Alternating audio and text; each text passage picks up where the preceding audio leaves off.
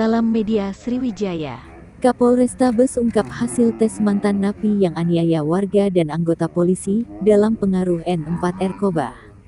Polrestabes Palembang mengumumkan hasil tes Robert 40 pelaku pembacokan terhadap polisi dan warga, Jumat tanggal 6 Januari tahun 2023 di Jalan Sersan KKO Badarudin dan di 13 Ilir Palembang.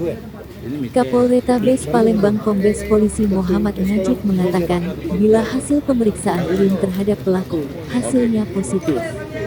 Dari hasil pemeriksaan terhadap pelaku, hasilnya positif pelaku R mengonsumsi narkoba saat melakukan penyerangan terhadap polisi dan warga kemarin, ujarnya kepada wartawan dalam rilisnya, Sabtu tanggal 7 Januari tahun 2023.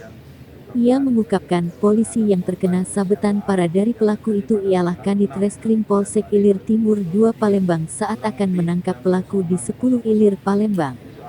Anggota kita Ibda Arman, yang terkena bacokan atau sabetan dari pelaku terkena saat sampai di 10 Ilir saat mengejar pelaku di sana yang belakangan di tempat saudaranya, jelasnya. Luka yang dialami oleh Ibda Arman Gusnata ialah di bagian tangan sebelah kiri, perut dan belakang punggung korban dan saat ini menemani Kapolrestabes, Kasat Reskrim Polrestabes Palembang, dan Kapolsek Ilir Timur 2 Palembang dalam rilis hari ini. Penyebab pelaku R ini menyerang kedua korban ialah karena pelaku R sakau meminta ke mereka untuk menyediakan narkoba.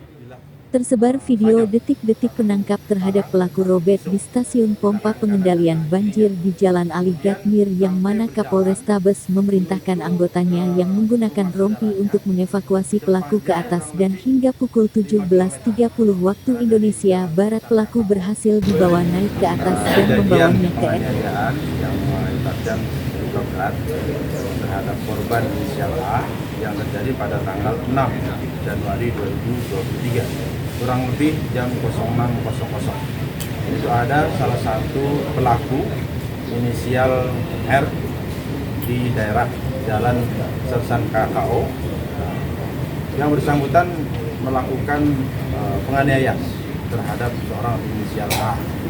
Kemudian setelah melakukan penganiayaan, anggota dari kepolisian dari IT 2 itu melakukan pengejaran dan juga pelaku tersebut sudah melakukan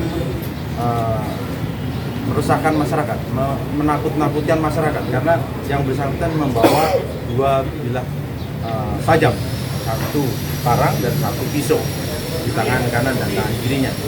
Kemudian sampai berjalan menuju ke rumah saudaranya sepanjang kurang lebih 5 km karena dari Jalan Sersan KKO menuju ke lokasi yaitu di 10 Ilir di kolam retensi 10 Ilir.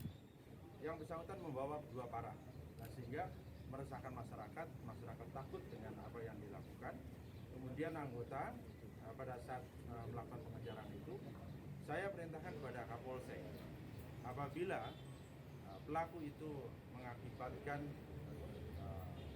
nyawa atau mengakibatkan luka atau mungkin merugikan masyarakat ataupun anggota, lakukan tindakan tegas terukur, tentunya dengan peringatan dan juga apabila memang mengakibatkan keselamatan, lakukan dengan tembak.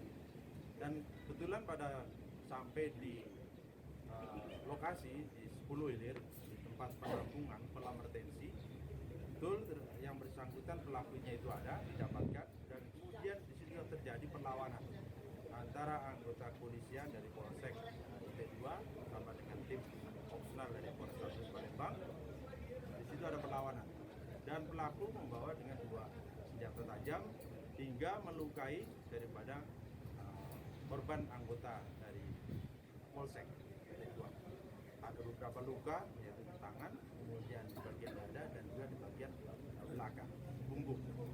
Nah, dengan kejadian tersebut anggota melakukan tindakan tegas terukur kemudian terhadap pelaku dan kemudian pelaku saat itu lompat ke kolam sehingga sampai kita evakuasi sampai jam 17.30 baru pelaku dapat kita evakuasi dalam keadaan selamat.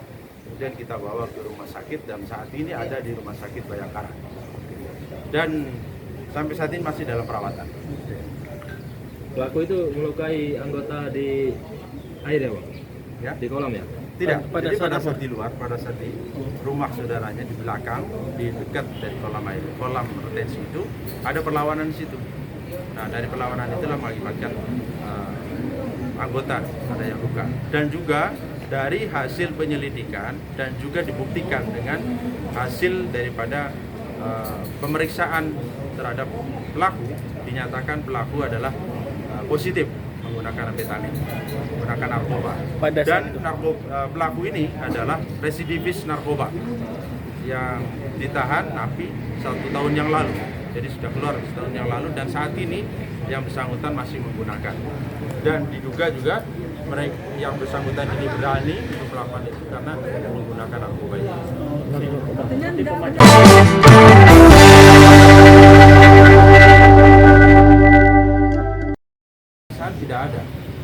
Tidak sakit jiwa, tapi yang bersangkutan karena dampak daripada narkoba itu. Berarti sako, Ya, bisa dimungkinkan sako atau juga sako karena biasanya hasil cek urin, cek narkoba saat ini dari Rumah Sakit Bayangkara nyatakan yang bersangkutan positif. Karena yang dilukai, yang masyarakat itu, ini tidak ada permasalahan apa-apa. Nah, sehingga patut diduga karena yang bersangkutan menggunakan narkoba itu, nah sehingga dalam keadaan tentunya di bawah sadar melakukan penganiayaan. Efek pengaruh narkoba. Tapi terus Saya minta 4 orang ya, 4 orang. Satu lagi. Karena tidak tahu kalau sekedar pura-pura, karena dia kan narkoba, bisa pura-pura. Jadi hati-hati betul, waspada betul, keselamatan berempat.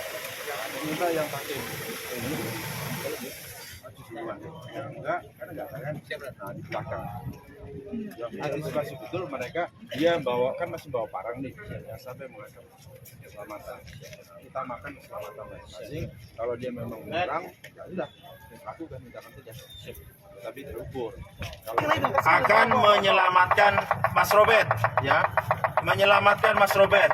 Mas Robert yang baik-baik saja, jangan melakukan apa-apa, jangan melakukan perlawanan, ataupun apalagi sampai berbuat yang tidak sampai mengancam keselamatan. Yang berompi turun. Yang pakai rompi depan. Rompi maju. Center yang besar tuh ini. Center. Bawa